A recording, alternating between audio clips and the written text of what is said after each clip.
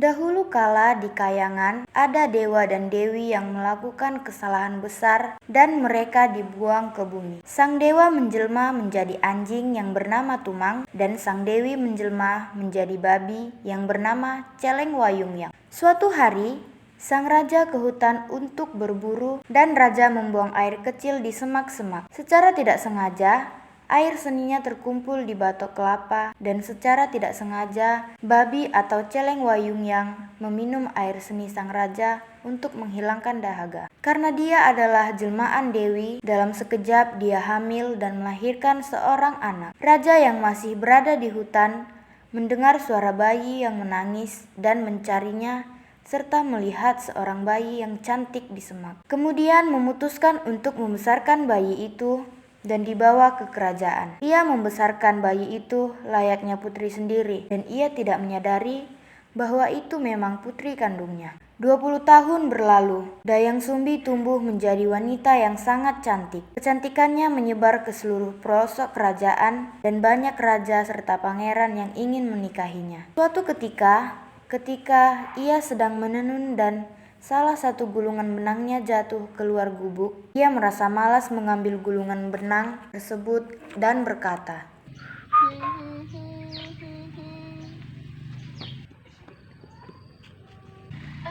Astaga, siapapun mengambil benang itu, jika ia perempuan, akan kujadikan saudari. Jika ia laki-laki, akan kujadikan suamiku. Tanpa diduga sebelumnya, tiba-tiba seekor anjing jantan datang menghampirinya sambil membawa gulungan benang miliknya. Dayang Sumbi sangat terkejut karena yang mengambil benangnya adalah seekor anjing. Ia merasa menyesal dengan sumpah serapah yang baru saja ia ucapkan. Dayang Sumbi, kau harus menepati janjimu. Lagi pula, anjing itu memang jodohmu. Siapa itu? Siapa kau sebenarnya? Dan dari mana asalmu? Setelah suara itu terdengar, tiba-tiba anjing yang mengambil gulungan benang itu menjelma menjadi seorang pemuda tampan. Ternyata ia adalah titisan dari seorang dewa. Maaf Tuan Putri, aku adalah titisan dari seorang dewa. Tuan Putri bisa memanggilku Tumang. Jadi, kau adalah titisan dewa?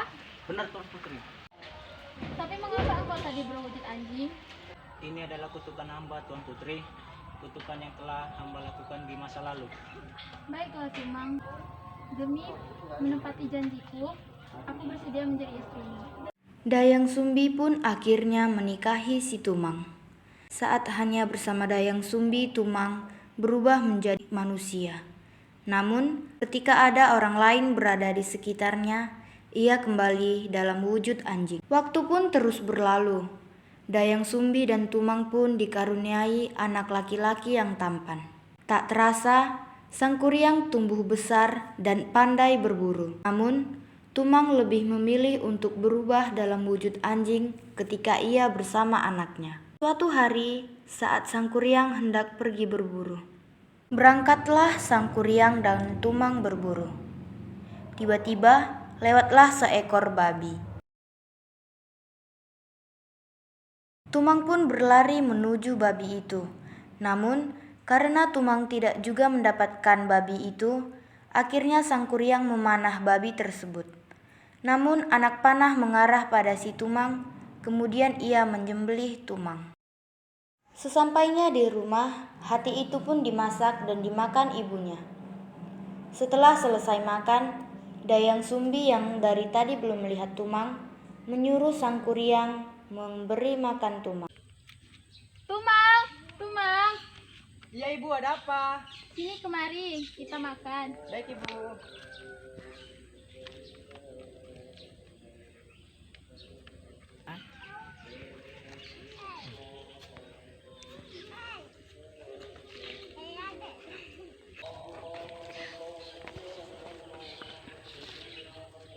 Sang Kuryang, mana Tumang? Beri dia makan. Bu, anjing itu sudah kusembelih. Tadi aku menyuruh dia untuk mengejar babi itu. Namun karena tidak dapat, kusembelih saja anjing itu. Apa? Kau membunuh Tumang? Kenapa, Bu? Tumang itu adalah ayah kandungmu. Tega sekali kamu membunuhnya. Ayah kandungku? Mana mungkin ayahku seekor anjing? Dia adalah sang dewa yang dikutuk. Pergi kau anak durhaka! Baik, Bu. Ia tak tahu kemana ia akan pergi, perlahan-lahan menyusuri hutan. Tiba-tiba ia pingsan, lalu datanglah seorang petapa yang sakti dan membangunkannya. Namun, karena benturan di kepala sang kuryang sangat keras, ia hilang ingatan. Siapa namamu anak muda? Mengapa kamu tergeletak di tengah-tengah hutan? Nenek siapa? Aku di mana? Sang kuryang terdiam dan mencoba mengingat apa yang terjadi padanya. Tenanglah anak muda, nenek adalah seorang petapa yang tinggal di hutan. Apakah kau mau menjadi salah satu muridku? Murid? Ya murid, nanti kau akan kuajarkan cara-cara bertarung. Baik, guru. Dan sekarang aku akan memberimu nama Jaka Galih. 12 tahun pun berlalu, sang kuryang telah menjadi seorang pendekar yang kuat. Ia segera meninggalkan petapa dan pergi menggembara. Seperti yang dikatakan petapa, bahwa sang kuryang harus berjalan ke arah utara. Namun, ia berjalan ke arah selatan. Ia lupa dengan perkataan petapanya dan ia melihat seorang gadis lalu berkenalan.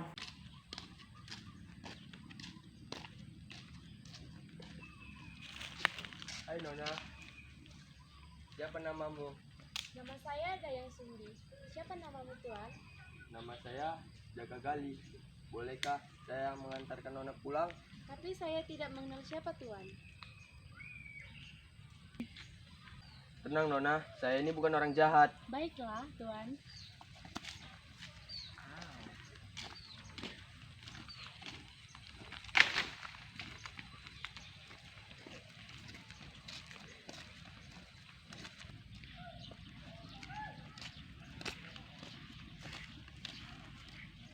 Apakah itu rumahmu?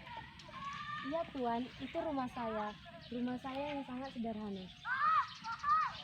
Kalau begitu, saya mohon pamit pulang dulu ya Nona.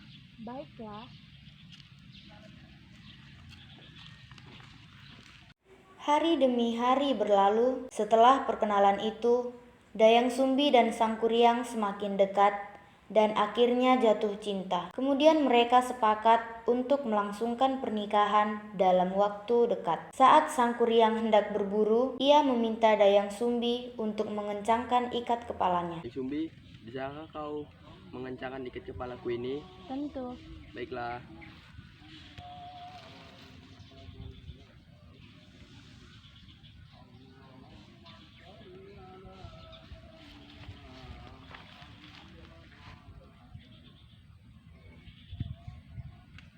Dayang Sumbi melihat ada bekas luka di kepala sang kuryang. Sepertinya ada bekas luka di kepalamu. Benarkah? Benar. Coba ceritakan apa yang terjadi sebab luka itu. Salah. Aku tidak terlalu ingat dengan kejadian itu.